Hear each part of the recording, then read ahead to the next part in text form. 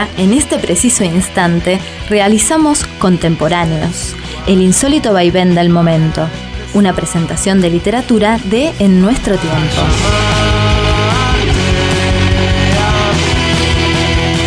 Cada capítulo una autora, un autor, sus textos, un breve encuadre biográfico y sus opiniones cuidadosamente extractadas de entrevistas.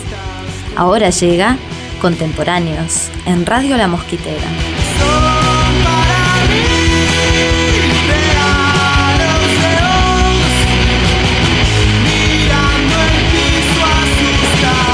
Muy requete buenas noches, queridísimos oyentes de Contemporáneos de Radio La Mosquitera. De esta manera rauda, sobre las guitarras del Niño Elefante, damos comienzo a nuestra sexta edición. Bueno, parezco un relator de speaker.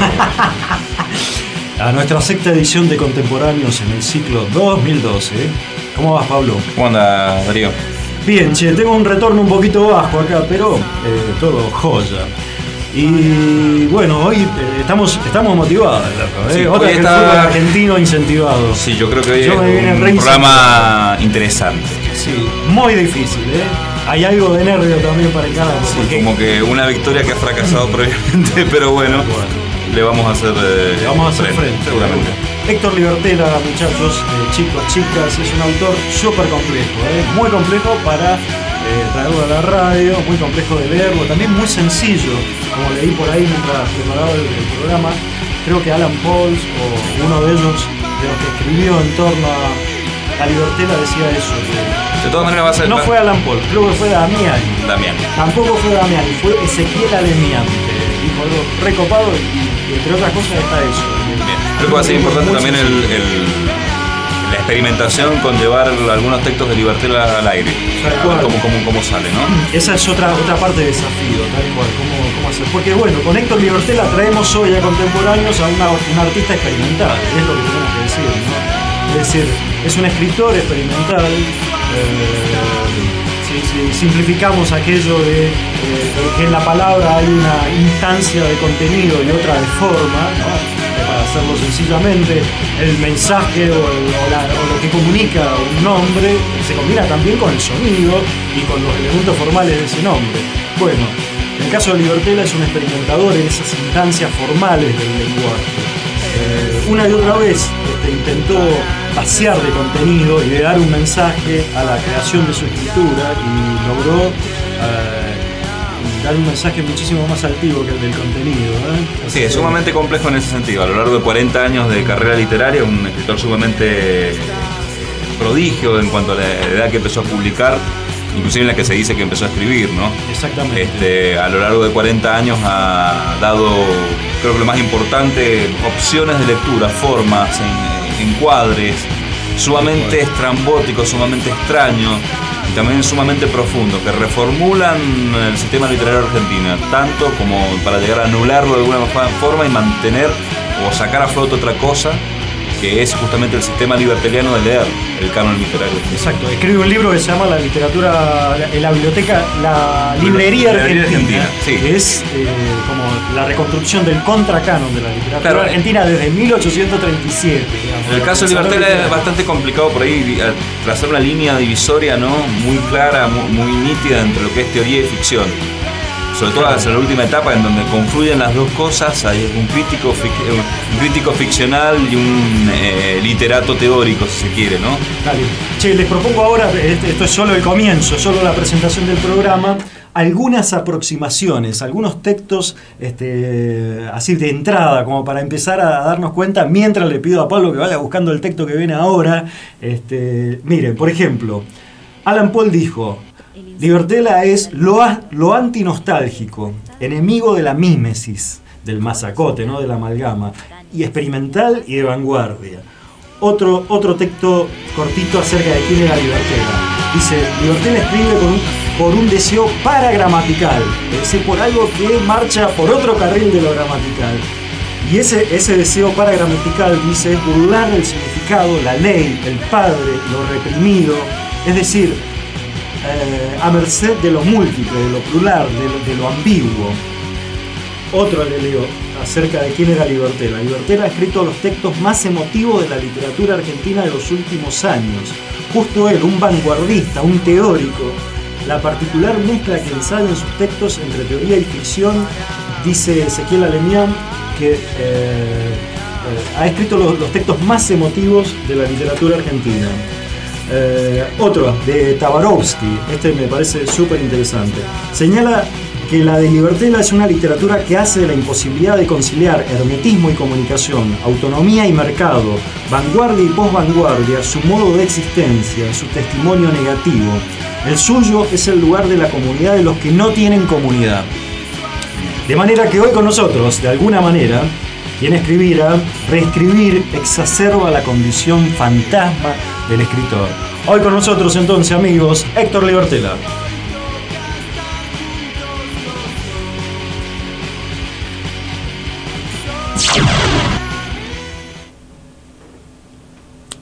Los años 60 en Buenos Aires eran el paroxismo. En la manzana loca vivía yo, instalado muy adentro como un gusano.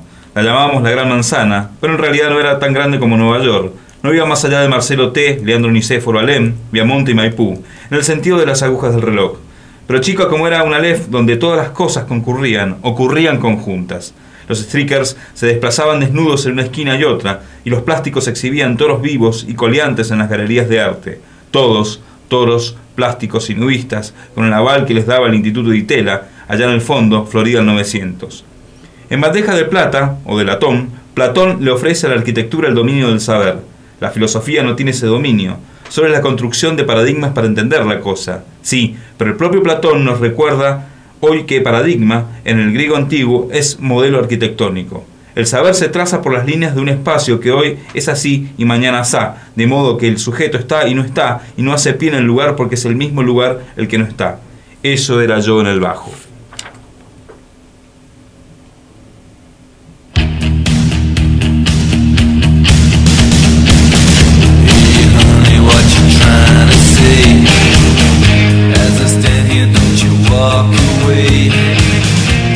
Lo que recién escuchamos es un texto que nos cuenta ahora Pablo.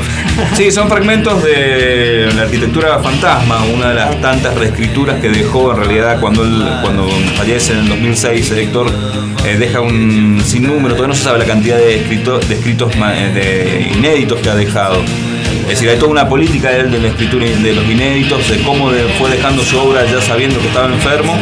Bien, hay una propuesta casi absoluta en su métier literario, ¿no? Él plantea reescribir las 900 páginas, que más o menos lo que le da la cantidad de su obra, y casi deshidratarla en 160. Él quiere reescribir, a partir de los últimos 15 años prácticamente, él decide reescribir todas sus obras. Ok, eso es lo que escuchamos recién en la voz de Pablo, y lo que ahora suena y sonará en nuestras cortinas es Jesus and Mary Chain. A ver, Chicho.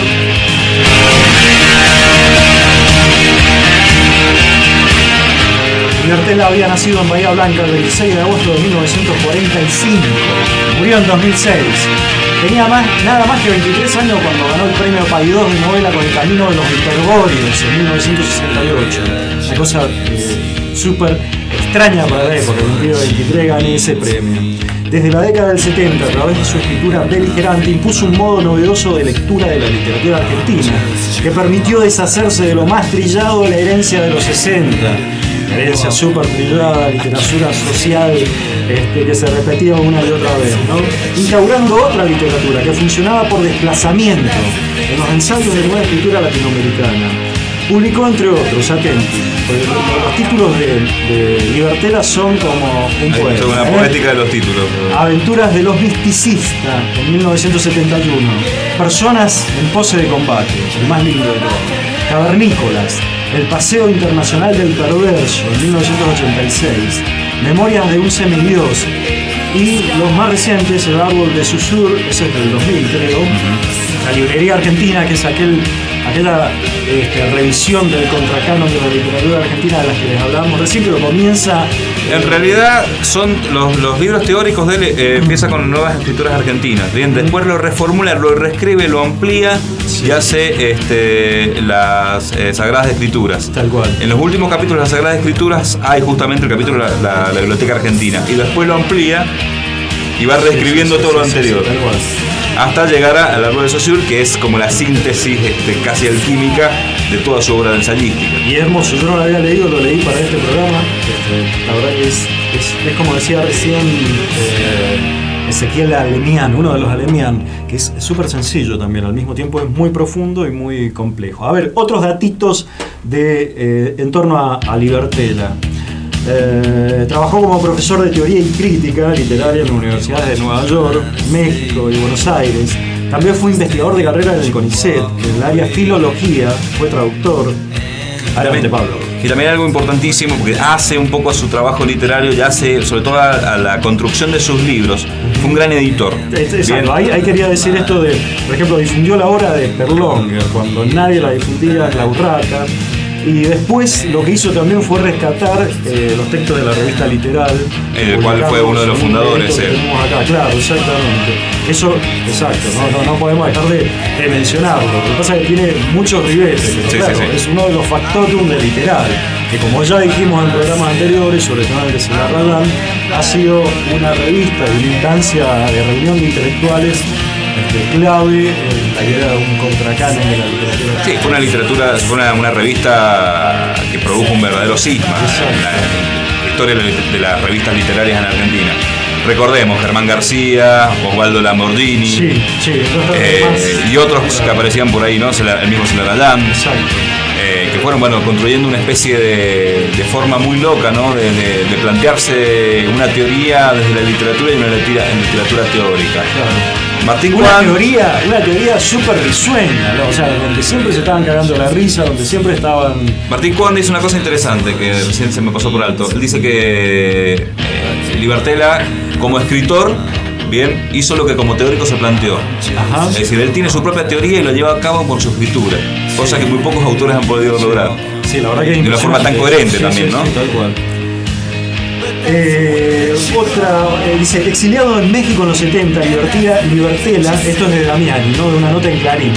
Libertela había nacido en Bahía Blanca y junto a Néstor Sánchez, por esto lo quiero nombrar, el autor del Amor con H, Los Orsines y la Muerte, fue la punta del iceberg de una literatura desatada, de continua y beligerante infracción al código, sintonizando desde el sur la resonancia del escándalo Pitney. Bueno, acá abrimos paréntesis, ¿no? Néstor Sánchez, Libertela. Hay dos autores que plantean una cuestión del viaje, sobre todo en las primeras dos novelas de Libertela, ¿no? Las aventuras de los misticistas, todo un viaje lisérgico de unos jóvenes, ¿no? Que se meten en lo profundo del continente y empiezan a buscar. Hay toda una necesidad de búsqueda que se da a nivel vital, ven como el caso de Sánchez, claro, pero también desde el punto de vista del lenguaje, a ver si el lenguaje puede alcanzar ese desarrollo, ese viaje, esa alucinación vital que se plantea en la novela. Mirá qué lindo sería en el marco de cuando hagamos un programa sobre Néstor Sánchez, un programa total, invitarlo a Claudio ahí, para que nos haga una... Bien, sí. Bueno, y en este marco, ahí tenemos un perfil más o menos planteado de quién es Libertela, ¿no? Este hombre en torno a lo formal, este muchacho que va cortando de aquí y de allá, tratando de imaginar una línea de contracanon de la literatura argentina, y alguien que también no escribe para el mármol, digamos, no. En ningún momento está pensando en entrar en un diccionario. Fíjate lo que dice en una de las entrevistas de la que enseguida vamos a dar cuenta con más detalle, esa con Damiani para el diario Clarín en 2012, dice: mientras escribo y reescribo, me doy cuenta de que esta práctica es arena entre los dedos, un gesto inútil que regala lo diferente, lo que no dice nada para nadie, digamos, esa renuncia a dar un mensaje con lo que se escribe, ¿no? Es decir, la literatura puede ser más que dar un mensaje, eso es lo que nos está diciendo en esta ocasión Libertela. Lo que no dice nada para nadie y sin embargo anuncia lo no dicho, señala los agujeros y el terror al fracaso en un mundo que sueña con resultados. Eso es lo que nos está planteando esta noche Héctor Libertela en Contemporáneos, y ahora llega el primer tema musical de la jornada.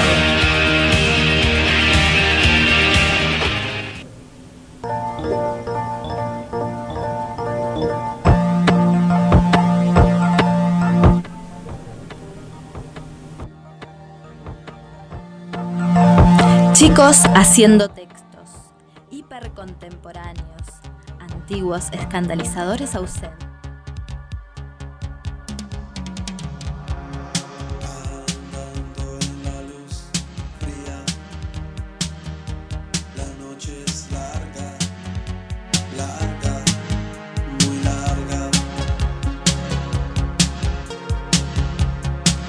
Atrapados deambulando la vida,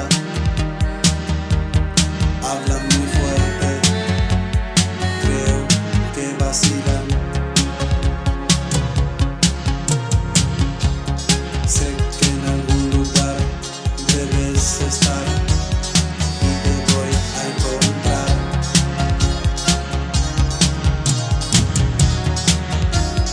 Y te voy a encontrar.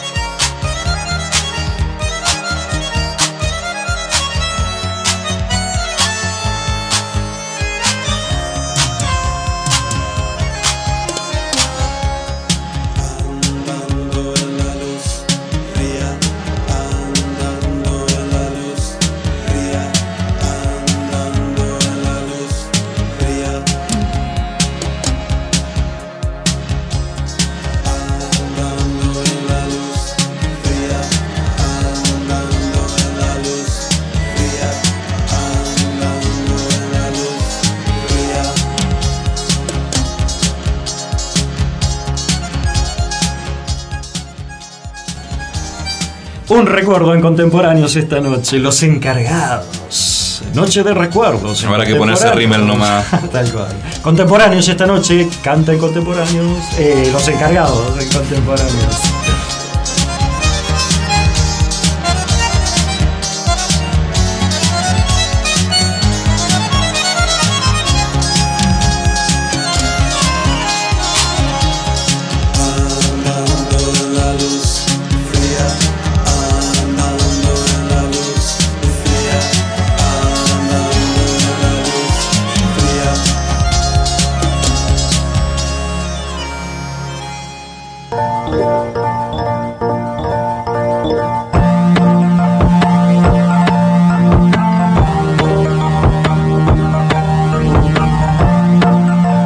Chicos haciendo textos, hipercontemporáneos, antiguos escandalizadores ausentes, contemporáneos.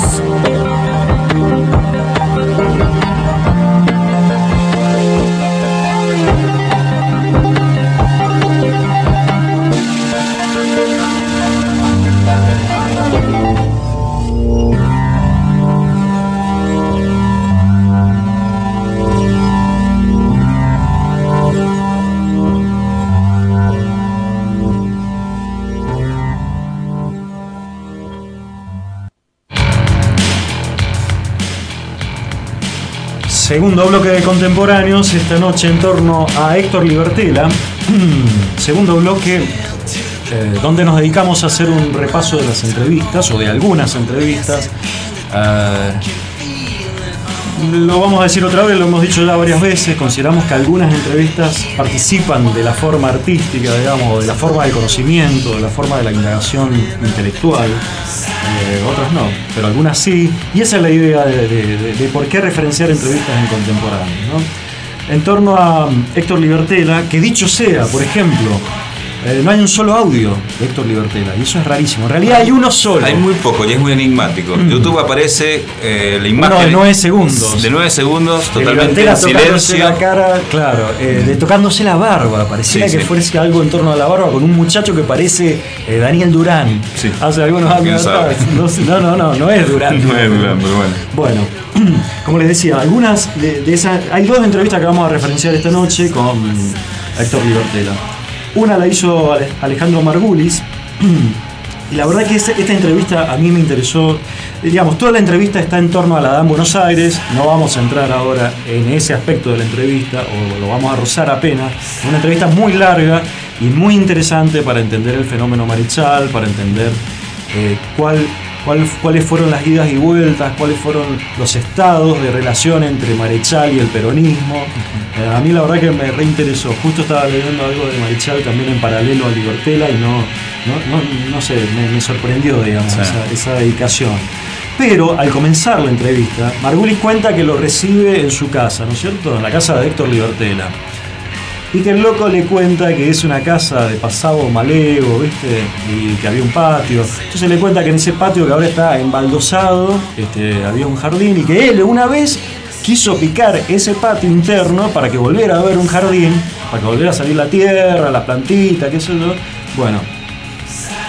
Y para mí esa es la posibilidad de una entrevista malograda, digamos. Yo hubiese seguido por esa línea, pero por supuesto Margulis venía a hablar sobre Adán Buenos Aires, de hecho ya estaba consensuado. Pero durante un rato más siguen hablando de la cuestión del jardín y de la tierra. Por ejemplo, le dice Margulis, dice, ¿conoce esa frase de Escardó que dice que vivir en Buenos Aires es como estar adentro de una maceta?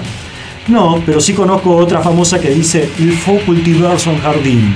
Antes de venir acá yo creía que ese jardín era el alma, pero no, es el jardín literal que le toca trabajar a cada uno. ¿Sabés que etimológicamente Libertela quiere decir libro para la tierra? Ese es el libro que riego todos los días, responde Libertela. El periodista le vuelve a preguntar. Lo que dice Escardó es que cualquier cosa que uno tira prende. La naturaleza debería protegernos al encarar este libro. Encomendémonos a las leyes de la tierra, dice el periodista. A las leyes de la tierra del mercado, dirás, responde Libertela, que te ponen de moda y te discontinúan según un capricho muy organizado. Porque hasta el capricho puede hacerse sistema. Por ejemplo, vos me proponés hablar de un libro que leí hace mucho, de un libro que cultivé hace 30 años y no volví a tocar porque se discontinuó en mi sistema caprichoso de lecturas. Y esto nos da pie, digamos, a mí me interesó ver esta parte de Libertela ligado al cultivo de esta manera, tanto de la lectura como de la tierra, y haciendo una especie de imagen, de analogía. Y lo que está sobrevolando también es cómo cierra la entrevista con Damiani, que él dice 300, hoy en día 300 libros colocados en el corazón del gueto, hablando del mercado del libro, pueden ser mucho más revolucionarios que 1.000.000 colocados, no sé, en el super circuito de la librería comercial, ¿no? Bien, el tópico del mercado siempre está presente, sobre todo en la última etapa de la obra de Libertela. Sí. Hay una frase que me parece que es paradigmática y que tiene profundidades todavía no descubiertas, ¿no? Digo, por la proyección que ha tenido en la literatura argentina contemporánea y hacia adelante, ¿no? Sí. Él decía que allí donde hay un interlocutor, uno solo, ahí se constituye el mercado. Ajá. ¿Qué quiere decir eso? Esa es la frase exacta. Sí, tal Sí. cual. Los transpiradores se pasan la vida buscando vender miles de ejemplares a cambio del 10% de los bolsillos de sus lectores. Pero con un simple susurro al oído del emperador Octavio Augusto, Cayo Clinio Mecenas colocó a Virgilio en el palacio. Y el mercado unipersonal de Virgilio hasta terminó siendo más grande que el del popular y esforzado, se está hablando de que es un bestseller, Petronio.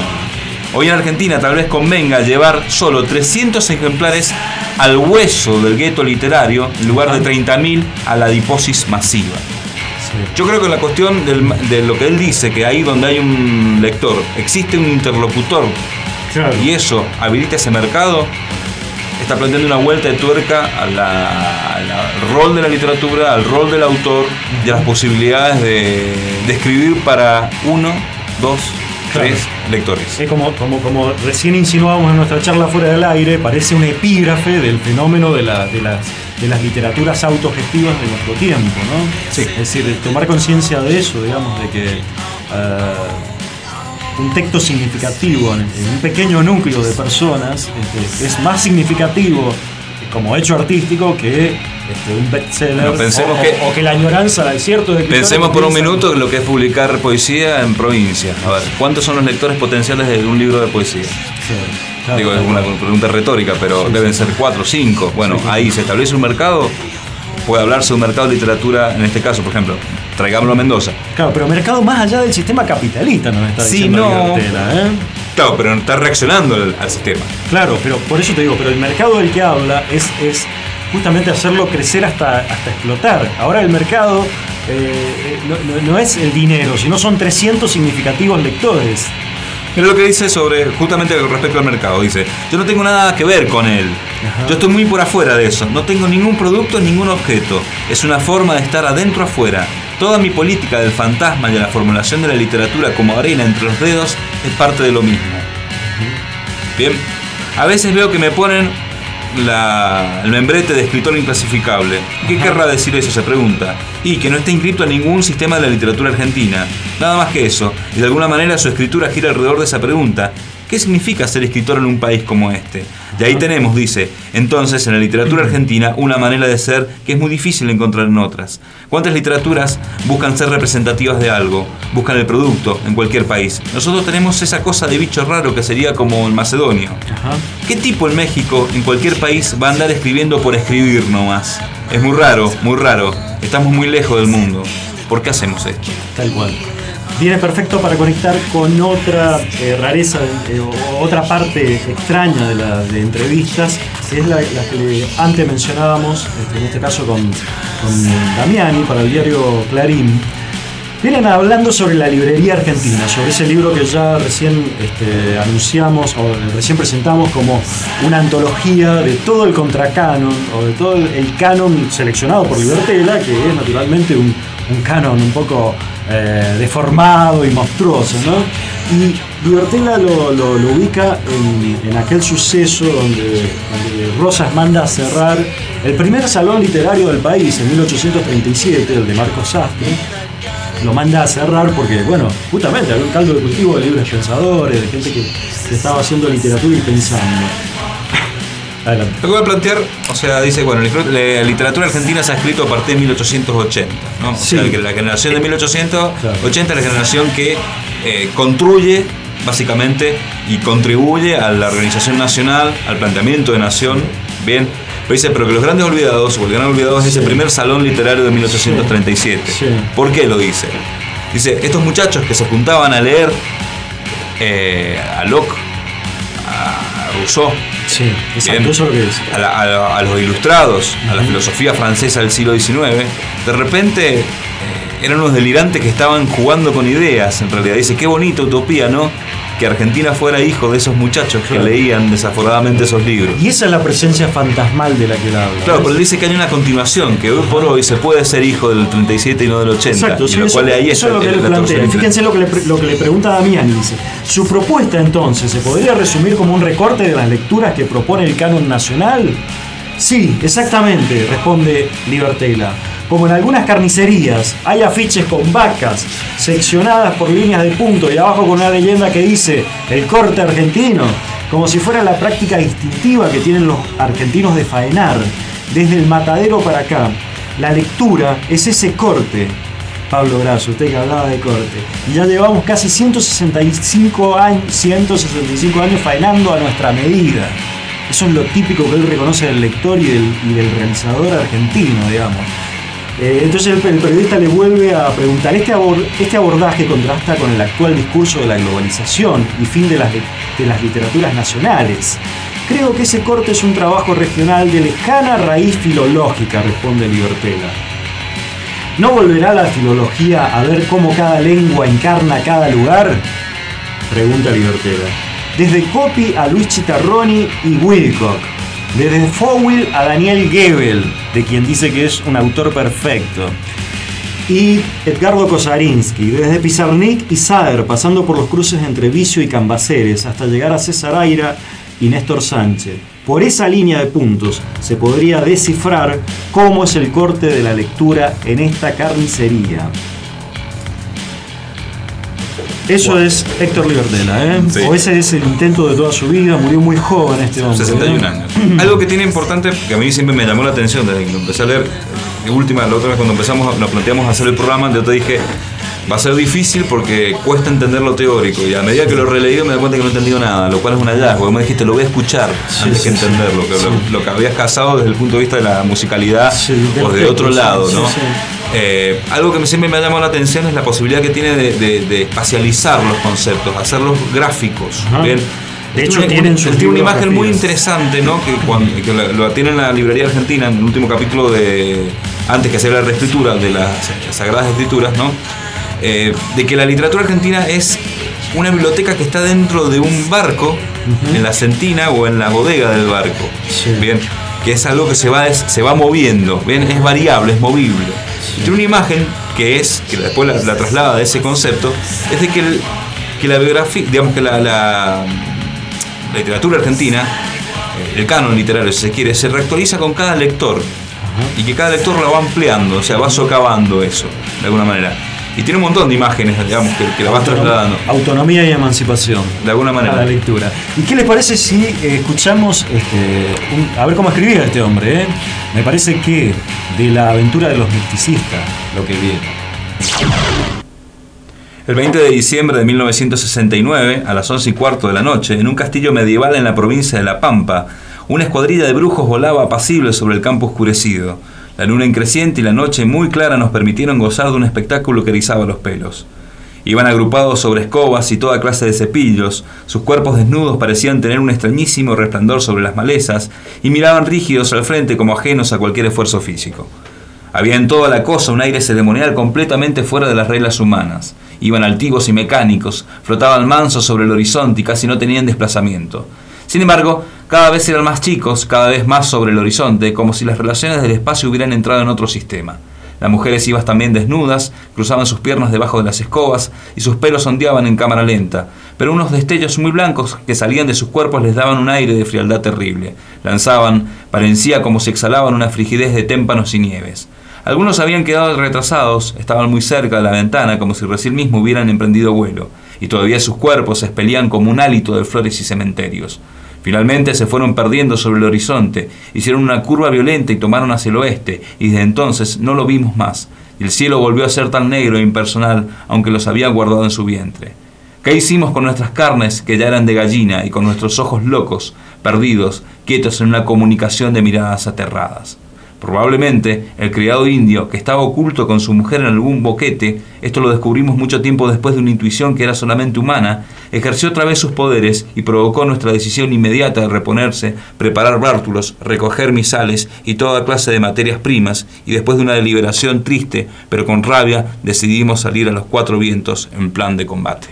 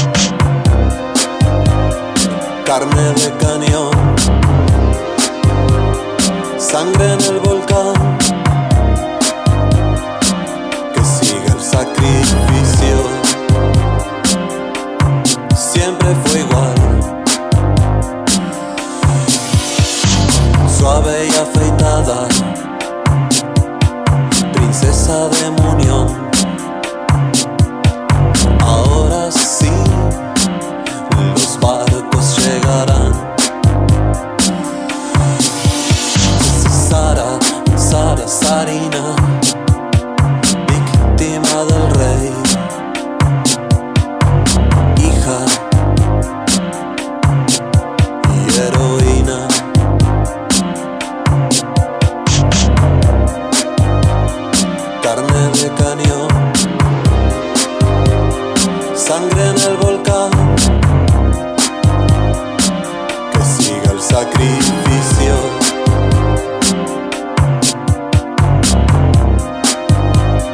Carne de cañón, sangre en el volcán, que siga el sacrificio. Siempre fue igual.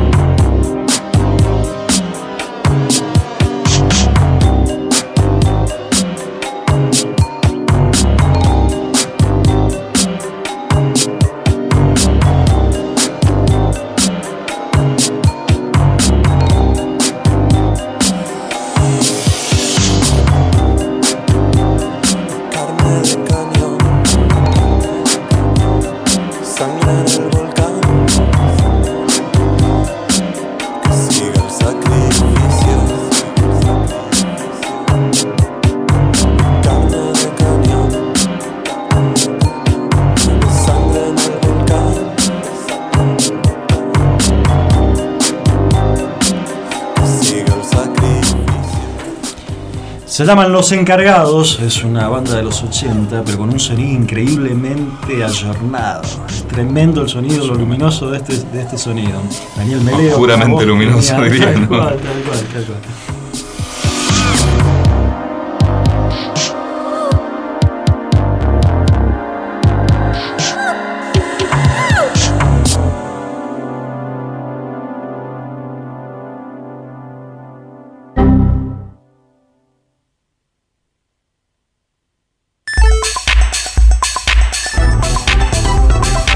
Iniciativa Mendoza, Red Provincial de Noticias.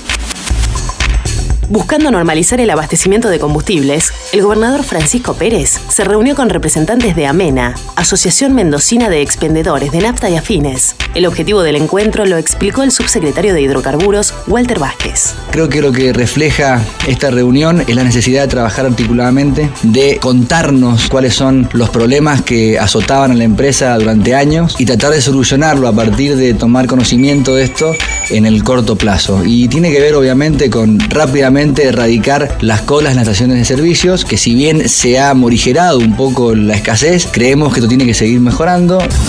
El metro tranvía seguirá funcionando y seguirá siendo gratis durante el mes de junio. El secretario de Transporte, Diego Martínez Palau, explicó a qué se debe la medida. Vamos a prorrogar durante 30 días más el viaje gratis del tranvía con los mismos horarios y frecuencias que ha tenido durante todo el mes de mayo. Lo vamos a mantener el mes de junio con las 6 frecuencias diarias que hemos ido publicando. Si existe la posibilidad de incrementar frecuencias y horarios, lo vamos a comunicar oportunamente. La idea es que gradualmente, aparte de ser gratis, podamos meter un par de viajes más durante el día. Y las recomendaciones a la gente es que sigan las instrucciones que dan los conductores del tranvía y bueno, que lo disfruten. Red Provincial de Noticias. Iniciativa Mendoza. Más información en www.prensa.mendoza.gov.ar. Colecciono porquerías, color y olor insano. Busco valor en el cartón, en el piso. La basura. Experimentales, super-unders, marginales, contemporáneos. ¿Cómo ser detrás un vidrio? Me ensucio todo y es mejor. Soy conocido por la que me espera en casa.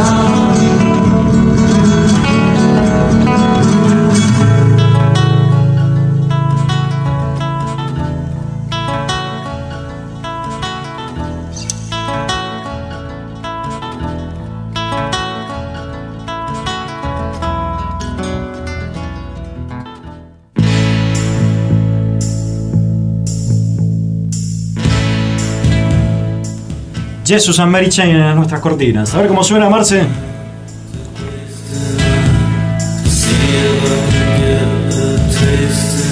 Ok, y en este tercer bloque no nos dedicamos a la crítica, decididamente. ¿Quieren algo curioso? El paseíto lectura, algunas veces como un traveling cinematográfico también, que semana tras semana nos propone Pablo. Si nos dejamos llevar, llegamos a algunas instancias enriquecedoras de sentido. Aprontémonos, amigos, a la lectura semanal de Pablo, a la que hoy intituló Héctor Libertela, Sombras suele vestir.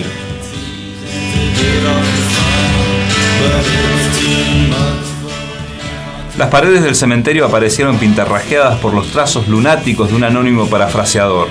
La literatura es posible porque la realidad es imposible, decía la pintada en una grafía insolente. Que la cosa sea pasajera, anecdótica, azarosa, rogaba, en un imposible e irreal sociolecto, el sereno mientras realizaba su habitual recorrido por la necrópolis, que es, como todo el mundo sabe, de naturaleza clasista. Que la próxima vez esa mano dañina y ladrona opte por resguardarse de la espalmazada dureza del frío nocturno. Que haga silencio, nada más, y no se vuelva a repetir esta broma de pésimo gusto. Eso fue la semana pasada. Hoy, lunes 18, la cosa se ha repetido. La mano aviesa escribió: escribir para no decir, ahí está el punto. Escribir para no ser político, no decir ni sí o no. Escribir para no ser aforístico, escribir para no darle ningún signo de sentido a la cosa. ¿Cómo digerir este nuevo ataque? ¿A quién llamar en busca de auxilio? No sabe, no responde, no puede. Ha preguntado a los empleados de la mañana, a las floristas que pululan hacia el mediodía, a los cuidacoches, a los silenciosos enterradores y nada, nadie parece haberse percatado de lo sucedido. ¿No lo estará soñando? ¿No será un producto destilado de su propia imaginación? ¿O será como cuando ella se fue y a él decidieron internarlo porque había comenzado a dormir con los ojos abiertos? Pero se ha recuperado, eso dijeron, y está mucho mejor, ¿no?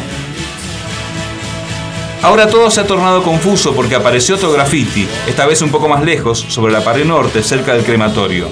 ¿Qué quiere decir eso de que el escritor escribe por escribir, no por otra cosa, como el alcohólico toma por tomar o el jugador de juegos de azar juega por jugar, sin buscar ganancias?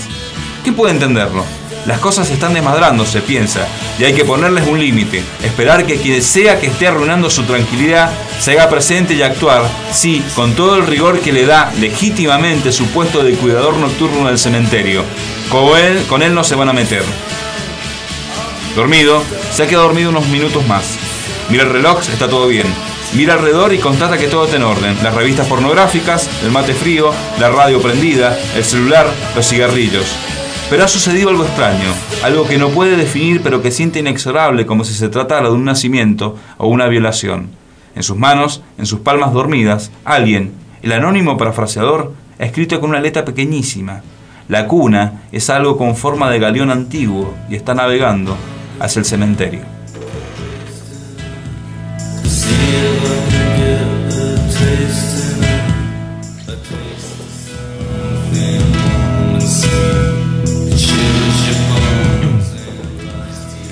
Interesantísima lectura de Pablo, sobre todo para remarcar esto, así. Tanto Libertela como los muchachos de Literal entendieron perfectamente esto, que lo no dicho tiene una función política y de transformación de las estructuras de la realidad fundamental. Lo no dicho no solo como lo inconsciente lacaniano, ¿no? Que de hecho muchos de los de Literal estuvieron en torno a eso, sino lo no dicho como aquello que prescinde del contenido, del mensaje, de lo comunicacional, digamos. Inclusive que haya algo más allá de lo dicho, digamos, de por la misma literatura. Sí, sí. Los de la vereda de enfrente los acusaban de apolíticos, de no comprometidos, de todo tipo de ignominias del orden de lo político. Insisto, decir lo no dicho, decir lo que renuncia a la comunicación tiene un sentido de transformación y un peso y un espesor político enorme. Con respecto a esto que está haciendo Darío, cabe citar, ¿no?, el prólogo muy interesante que tiene la edición preparada para Santiago Arcos de la revista Literal 1973-1977, en la cual Libertela es el compilador. Bien, hacia el final, en un apartado, Dice, el tiempo en literatura es otro, se pliega literal, tal cual plegamos las páginas de un libro que estamos leyendo. Un Lewis Carroll puede estar agazapado en posición fetal en el vientre del Quijote, y en esa posición lo actualiza, le da juventud y longevidad. Los capítulos que siguen, o sea, se está refiriendo a literal, se recuperan en su versión original, sin ningún tipo de intromisiones gramaticales. Contienen de todo, manifiestos, poemas, homenajes, relatos, polémicas, sueños. Son páginas que pueden ser plegadas como si se hubieran escrito a recién ayer, o hoy, o acaso como los retos de un futuro que vuelve y no se ha dicho. ¿Y qué dicen? Si leemos un poquitín más de Héctor Libertel. A continuación, el capítulo 2001, El árbol de Saussure, que tiene un hermoso epígrafe que dice: el objeto de la literatura es enseñarnos a leer. Entonces, Héctor Libertela con 2001, El árbol de Saussure. Un monolito, una enorme losa de cristal que apareció en su territorio, es lo que los primates miran con mirada boba en 2001, Odisea del espacio, de Arthur C. Clarke. Sin que lo sepa siquiera, ese monolito les va dando carácter humano. Parecen aquellos parroquianos que desde el bar miran el único árbol de la plaza con la copa llena ahora de loros. La tribu, podríamos decir, no se transforma. Simplemente se modifica, recibe su modo humano o se hace más humana en contacto con esa losa que no significa nada para nadie. Con ojos perplejos, los parroquianos del bar tampoco saben que ese árbol los está modificando, les está dando una manera de mirar desde la barra, del signo. Igual que la mirada de los lectores cuando leen una literatura que no significa nada para nadie, y sin embargo se dejan hacer por ella, se hacen, créase o no, más lectores. El pescador, aquel que ahora está lanzando su enorme red en alta mar, no necesita saber cuáles son las proporciones de agujeros y de hilo en esa red. Asimismo, no es necesario saber leer para sentarse frente a un libro. En el gueto, el analfabeto no está antes del proceso de lectura, sino al final. Otra vez Claudel. Recién después que vino la literatura, él aprende a leer. De oficio mudo. Un hombre absurdo, sentado en el único rincón del bar del gueto, escucha cosas concretas y escribe un libro invisible. La prehistórica relación entre el texto escrito y el oral resurge aquí con Namaníadas. El viejo cabalista se preocupa por la Torá escrita con fuego blanco, mística, ilegible si no se imprime a ella la Torá negra, oral, reina de todas las lecturas. En la primera, la configuración de las letras todavía no es visible. La Torá escrita no puede asumir ninguna forma corpórea y no puede ser comprendida si no es escrita encima con las letras negras de la oral. Y porque no existiría Torá escrita alguna, las que palpamos en ella como palabras negras y concretas en el pergamino no son solo pensamientos y comentarios sobre un texto previo y fantasmal. Dicen los cabalistas del gueto que no habría Torá visible, el inconsciente, ni inconsciente alguno, estructura como un lenguaje, sin la tinta china del comentario oral. Dicen acaso que el inconsciente no tiene vida propia, solo nace, muere y renace con los ratos fugaces y acotados del diálogo, sesión. De vuelta a la literatura. Ella, en cambio, no es un pensamiento.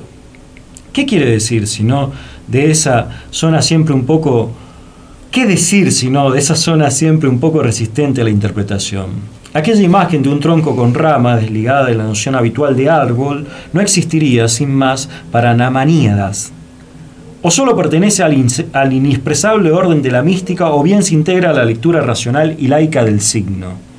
Si el único mundo visible y palpable es entonces el de la interpretación, ¿no será en esta rabiosa literalidad, se pregunta Stern, donde Freud se encuentra de manera militante con su tradición, con la cábala? Mímesis. El loro es el único animal que habla y el cabalista callado es el loro de la Torá escrita.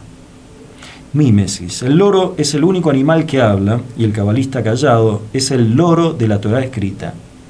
Más adelante volveremos sobre estos y otros atributos del loro.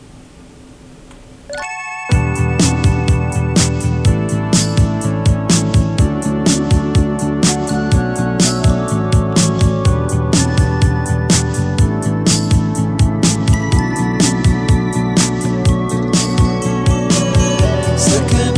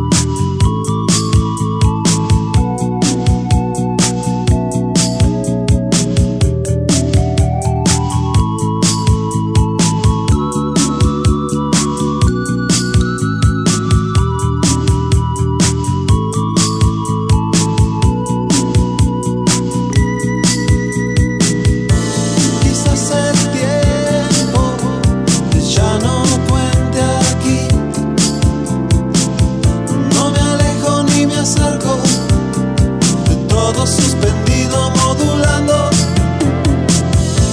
Te escucho hablar para que algo respire, que si vive. Necesito que me ames para poder verme. Vos sabes muy bien que me pierdo todo por verte, orbitando en torno a mí. A veces creo verte.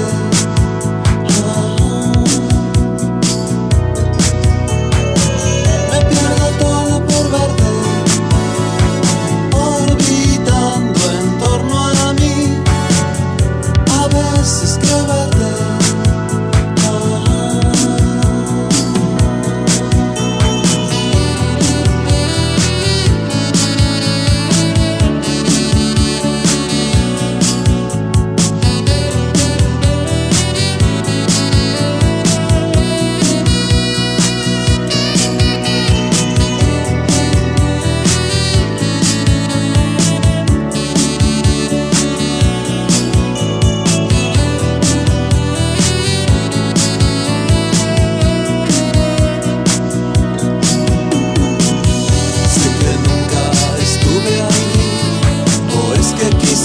Visite este lugar en sueños.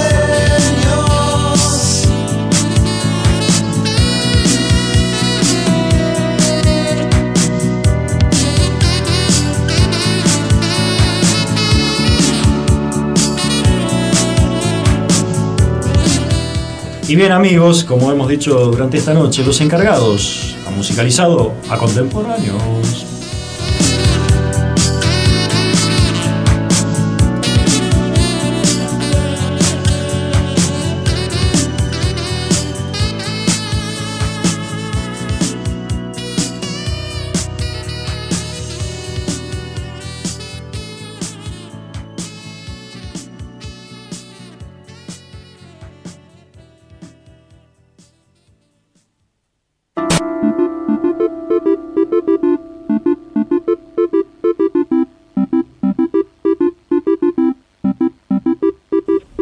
Productores de textos, performance, acción colectiva, contemporáneos, más allá de la idea de autor.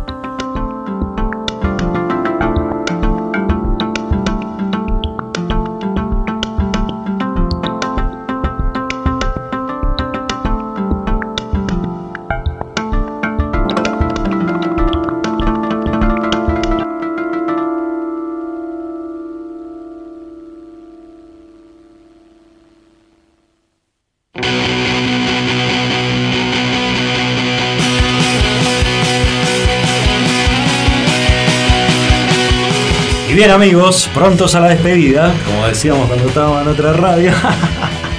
Aún es tiempo de volver por unos instantes y escuchar un poquito más de lo que nos dice Héctor Libertela, nuestro autor de capítulo.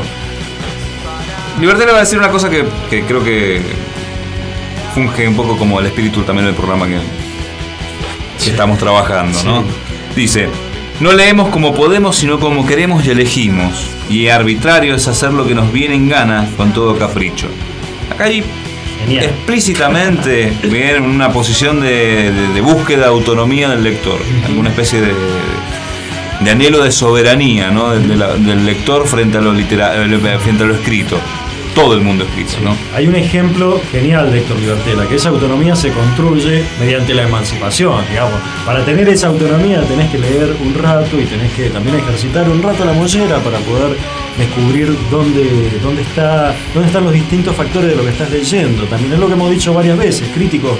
La tarea crítica es una tarea común a todos, pero bueno, hay que ejercitarse, hay que construir un aparato de lectura, aparatos para cortar aquí y allá, ir y buscar. Pero sí, naturalmente ese es el espíritu de este programa y está genialmente dicho por Libertela, ¿no? Muy bien. Hay algo que dijo Martín Cohen que me parecía también interesante para cerrar el programa. Martín Cohen ve a Libertela como un rey del desvío y del vaivén, ¿no? Y dice puntualmente: así leía y así escribía. Les dejaba el camino directo a los otros y él reinaba mientras tanto en la deriva y en el vaivén. Hay una particularidad muy muy ilustrativa, ¿no?, en la vida y los últimos años de Libertela. Una es que toda esa serie de reescrituras y de inéditos que tiene, él las dejó en una, como dice el cuenta el hijo, que los había dejado en una estantería, ¿no? Pero también antes de morir fue repartiendo los manuscritos, bueno, porque en realidad no eran manuscritos, él los mecanografiaba. Según él, jamás había trabajado con una computadora y seguía trabajando con una vieja máquina que había comprado en su juventud en Nueva York. Dejó un montón de manuscritos en manos de distintas personas, pero con variaciones. Es decir, es prácticamente imposible reconstruir una obra total, una obra completa de Libertela, porque habrían tantas obras como variaciones, como receptores de esas obras que él mandó. Exacto. Y fíjate vos cómo también se nos ha escapado decirlo con mayor claridad esto, ¿no? Parte de su dimensión como experimentador y como un artista experimentador, no solo como un escritor experimentador, porque también adosa un montón de otras cuestiones. Ahora estuve viendo Eduardo Estupía, un gran artista, hizo una serie en torno a estas ideas. Claro, que fue el ilustrador del Paseo Internacional del Perverso. Sí, pero inauguró hace poquito una muestra inspirada en Héctor Libertela y en ese espíritu de recortes y de tajos una y otra vez, ¿no? Bueno, Beatnik por fin, ¿no? Digamos, él mamó también todo lo que fue la contracultura norteamericana, las técnicas de Catap de Barrows. Exacto, sí, eso. La escritura, digamos, casi inconsciente de Kerouac, el rodillo de Kerouac. Y el usar los tajeadores, ¿no?, para cortar esto y aquello. Pero lo que digo que no quedó dicho, el chabón intentó y lo hizo. El proyecto de escribir un solo libro, ¿no?, reescrito una y otra vez, es decir, ese es también el ejemplo, aparte no el ejemplo, sino pero ya la entrada, cuando él gana el primer premio a los 22 años, bien que Berbisky, Viñas y no me acuerdo qué otro autores estaban en el jurado. Cuando Berbisky le dice, Bernardo Berbisky, ¿no?, le dice que él era un autor sumamente maduro a esos 22 años, él dice, pues se ríe, pero si yo de los 12 años que vengo escribiendo. Claro. Sí, escribía con una seriedad total. Pero ahí se entiende esto, la frase que leímos al comienzo, Héctor Libertela: reescribir exacerba la condición fantasma del escritor. Es decir, el camino de la reescritura nos permite entrar en contacto con esto que habíamos visto recién, con una tradición, es decir, los fantasmas como esto, ¿no? Como aquel contracanon, aquella contralínea de creadores que viene desde 1837. Más que una condición de libertad, la condición de fantasma, me parece. Que la única forma de sobrevivir es afantasmándose, como lo plantea él, ¿no? Que la única forma de salir y viajar y meterse por los intersticios del canon, si se quiere, poniéndolo en riesgo, tensándolo, bien, es con esa condición fantasma que él ve. Bueno, ¿quieren literatura en vivo? Mañana. Este programa anunció su nueva vocación gacetillera. Habíamos dicho en su comienzo que no pasamos gacetillas, pero ahora sí pasamos gacetillas. Y las queremos, las buscamos. Mañana tenemos una buena actividad para difundir. Carbónico Ediciones, haciendo otra de las suyas, presenta el libro de Agustina Randis en el cuarto propio, mañana a las 21:30 o a las 22. Datos que se confirman a último momento, señores. Estamos investigando en este mismo instante. No, 21:30 en el cuarto propio, que queda en la calle Patricias Mendocinas, a una cuadra y un poquito más, y 22 pasos de Plaza Independencia. El libro se llama La poesía es otra cosa. Sí. Primer libro publicado por Carbónico, la colección Fémina. Es un momento histórico. Sí. Esto lo digo en serio. Carbónico es una colección genial. Y bueno, mañana hay un momento de inflexión. Llegan las chicas a Carbónico. Qué grande. Bien, para comunicarse con nosotros es contemporáneos 0 @gmail.com, 0 con Z. Así que bueno, cualquier cosa que quieran mandar, comunicarse con nosotros, ya saben, críticas, autocríticas, pedidos de autores, etcétera, ya saben dónde comunicarse. Lo que viene a Contemporáneos. ¿Qué viene? Un programa especialísimo, hemos dicho, por lo general hacemos un capítulo en torno a un autor, pero de vez en cuando vamos a hacer especiales. Y en este caso, el especial del mes de junio viene el programa próximo. Viene Pablo Villarreal a contarnos una experiencia escritural.